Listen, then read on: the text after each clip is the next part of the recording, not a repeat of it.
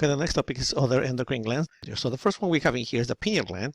The pineal gland releases a hormone called melatonin. Melatonin is going to help us with the circadian rhythm, which basically establishes the 24 hours of a day that tell us, time to sleep and time to be awake. Most everybody agrees that that's the function of the pineal gland. So if we keep scrolling down, we have the thymus. The thymus is a gland that is going to produce thymosin. Thymosin is necessary for the T cells. The T cells go to the thymus in order to mature, and the hormone that is produced by the thymus to attract these cells is going to be thymosin. The thymus is located on top of the heart, below the thyroid gland. This is a thymus right here, and it's huge, big in the case of kids, but then it's going to degenerate, and it's not going to be that big when we are adults, as you can see in this other figure right here. So we keep scrolling down. And the next one that we're going to have is the thyroid gland. The thyroid gland is immediately below your larynx, which is this one, right? It has two lobes right here. Okay, it's connected by an isthmus, which is this part.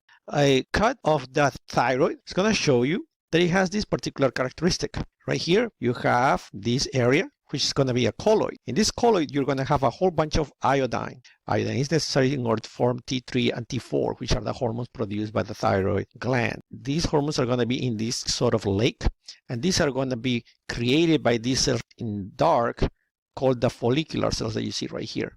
In addition to that, the thyroid gland also produces another hormone called calcitonin. Calcitonin is going to help us reduce the levels of calcium in blood. And these are produced by these cells that you find in between these lakes. You see this one right here? These ones are going to be called the parafollicular cells, and they produce calcitonin. As you know, the thyroid gland produces thyroid hormones, and the thyroid hormone is going to help us with the speed at which our metabolism is going to work.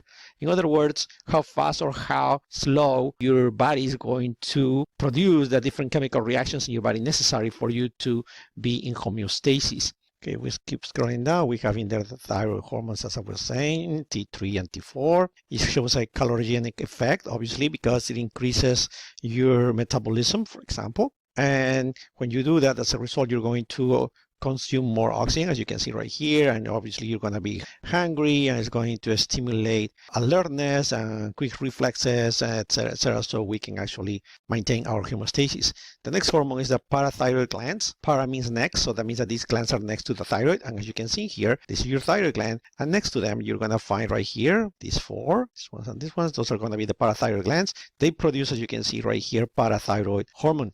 The job of the parathyroid hormone is to increase the levels of calcium in blood. The next one is the adrenal glands. The adrenal glands, as you can see here, are going to have two main areas: the cortex, as you can see right here, and the medulla. In addition to that, you're going to have a capsule. So looking at this with more detail, you can see here that the cortex has three areas. They're going to be called zona glomerulosa, zona fasciculara, and zona reticularis, and after that you're going to have the medulla. So we have a cortex and a medulla, and the cortex has three areas. In all these areas, glomerulosa, fasciculara, and reticularis, you're going to produce hormones. In addition to that, produce also hormones in the adrenal medulla. So how many hormones are produced by the adrenal gland? 4 different hormones in each one of these areas. So if we keep scrolling down, we have the adrenal medulla. In the adrenal medulla, we're going to produce epinephrine, norepinephrine, and a little bit of dopamine. Epinephrine and norepinephrine are mainly for the fight or flight type of reaction that we get. For example, when we're going to have physical activity, for example. So we're going to increase our heart rate, respiratory rate, and in order to do those things, we need to use a lot of energy. Therefore, there's going to be a lot of use of glucose, for example, in order to maintain this fight or flight type of action that we need to have. Okay, the next area is the adrenal cortex, where we said we have 3 different zonas: zona glomerulosa, zona fasciculara, and zona reticularis. And each one of these areas that we are going to produce different hormones. The zona glomerulosa produces mineralocorticoids, as you can see right here. Zona fasciculara is going to produce glucocorticoids, such as cortisol and androgens. And the zona reticularis is the same thing, as you can see right here, glucocorticoids and androgens. Mineralocorticoids produced by zona glomerulosa, an example of it is going to be aldosterone, as you can see right here. Aldosterone is a very important part of the renin-aldosterone-angiotensin mechanism. That's the one that we use in order to increase blood pressure that starts in the kidneys. Aldosterone is going to help us reabsorb sodium, and when we reabsorb sodium, we reabsorb water, and increased levels of water in your blood will help you increase the blood pressure. If we scroll down, the most important glucocorticoid is going to be cortisol. Cortisol is a very important anti-inflammatory. And in addition to that, cortisol is going to increase the levels of glucose in blood, as you can see right here. Cortisol is released in response of the secretion of ACTH. ACTH is released by the pituitary gland. In addition to that, we are going to produce also androgens. The androgens that the adrenal gland is going to release is this one, dehydroepiandrosterone, DHEA. DHEA is processed by other structures, by other organs in our body in order to transform it into testosterone, for example.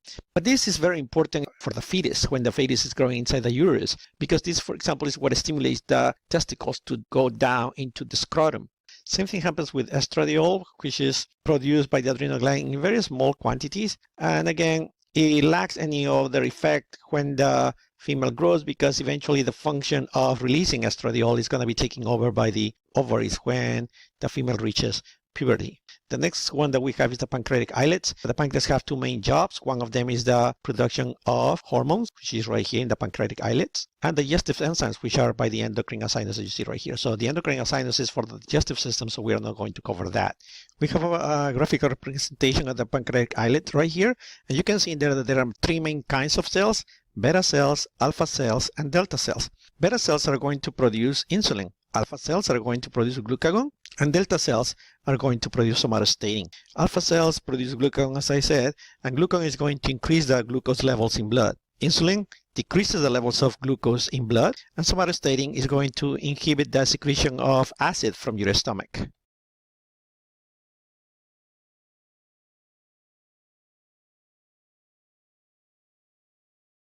If we keep scrolling down, the next topic we have is the gonads, which are going to be the ovaries and the testicles. As you know, the testicles produce testosterone and the ovaries estrogen. In the case of the ovule, theca cells produce androstenedione and granulosa cells transform that into estrogen. In the case of the testicles are going to produce testosterone, and that's going to be produced by the Leydig cells or interstitial cells, as you can see right here. In the testicles, obviously, there are going to be Sertoli cells, which are going to be the sustentacular cells. So what other organs or tissues we have that are part of the endocrine system because they secrete some sort of hormone? It's going to be the skin, which is part of the production of cholecalcitriol, which eventually is going to turn into vitamin D. The liver also participates in the production of cholecalcitriol, but the liver also produces angiotensinogen, which is an important component of the renin-angiotensin-aldosterone mechanism. It also produces IGF. Remember, we said the growth hormone only lasts 5 to 10 minutes. Kidneys, obviously, because they're going to release renin, and also it's part of the formation of vitamin D.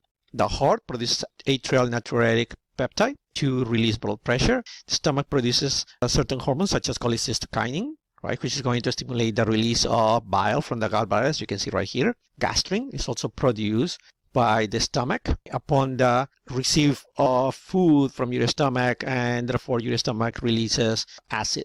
Peptide YY is very important in the sense that it signals the information that we are already full.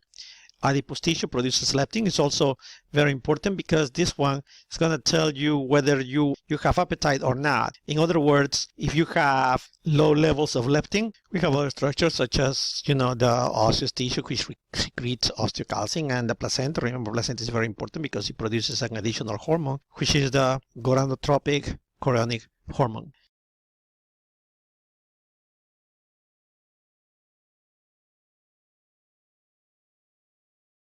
Okay, now you have a very nice table in here where you have a summary of all the hormones and the functions that they have.